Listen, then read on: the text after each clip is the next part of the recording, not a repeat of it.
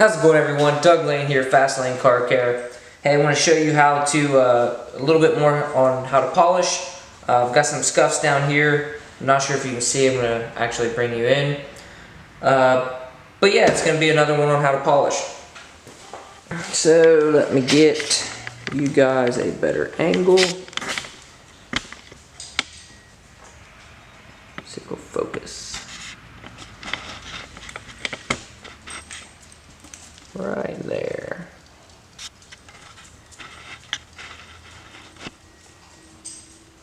So it looks like more or less a taller vehicle has scraped it or scuffed it with its mirror.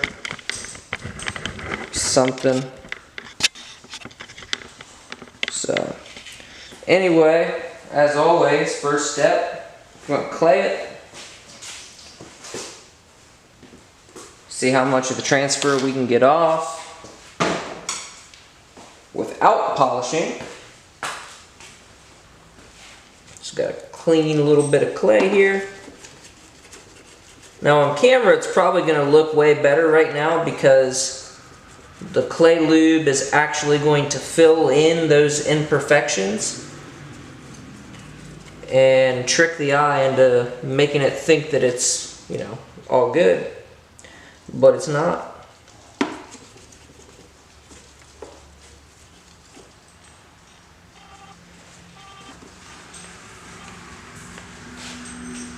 Okay, so we definitely still have some left.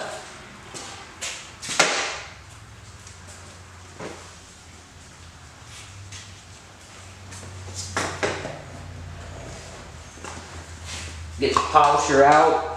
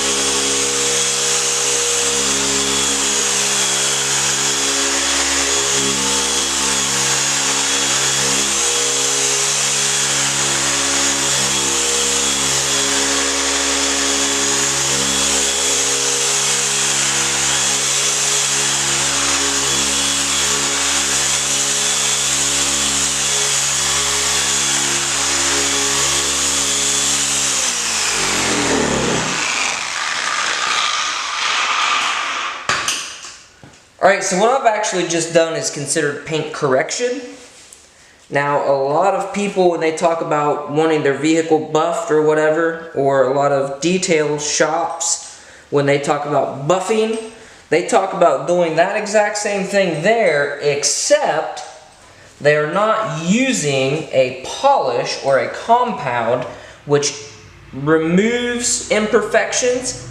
They're using a wax, a liquid wax, which simply fills in some of these imperfections. Now if you look, yeah, there is a slight scratch still left behind, but the majority of what was making that ugly is gone.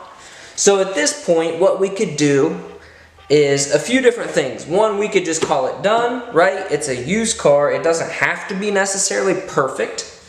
That's going to depend on you, the client, what you want and how much money you want to spend. Secondly, what we could do is that orange pad is considered about a medium hardness pad.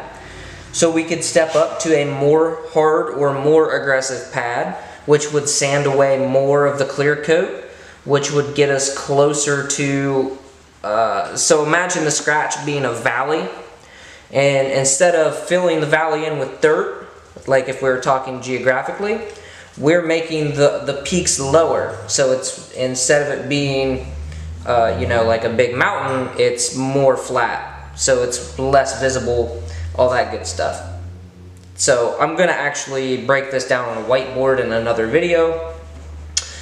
So we could do that. And then if we wanted to get even more aggressive still, we could do We could do wet sanding and actually use sandpaper to sand this scratch down, which we're not sanding the scratch down, we're sanding the paint around it down to match the depth of the scratch.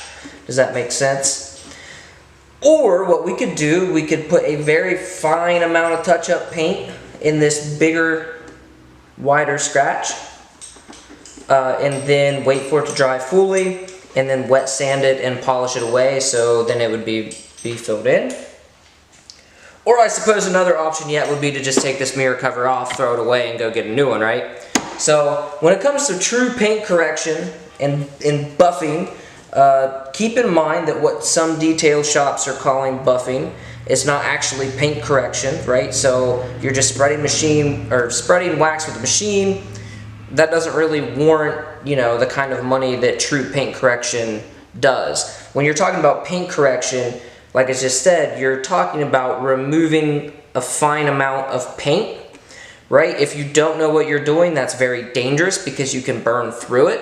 Once you burn through the clear coat and into the color, you've lost your paint protection, right? So now your paint's gonna fade faster. Secondly, it's going to look different, so it's gonna stick out, and to me that would be really annoying. And also, the only way to fix it if you burn through it is to have that particular panel repainted.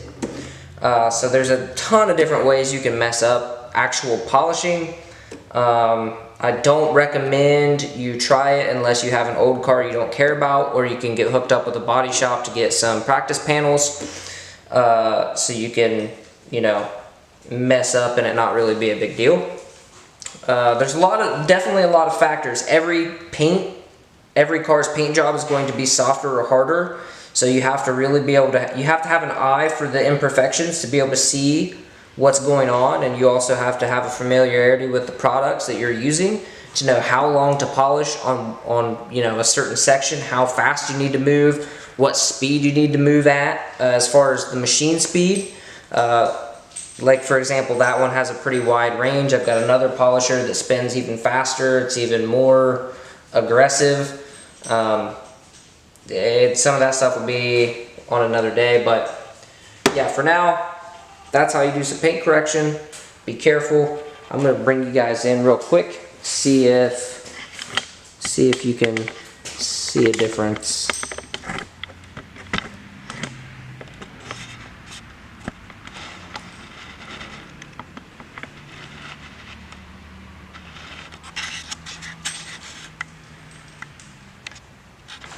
Yeah, you can't even really see it now.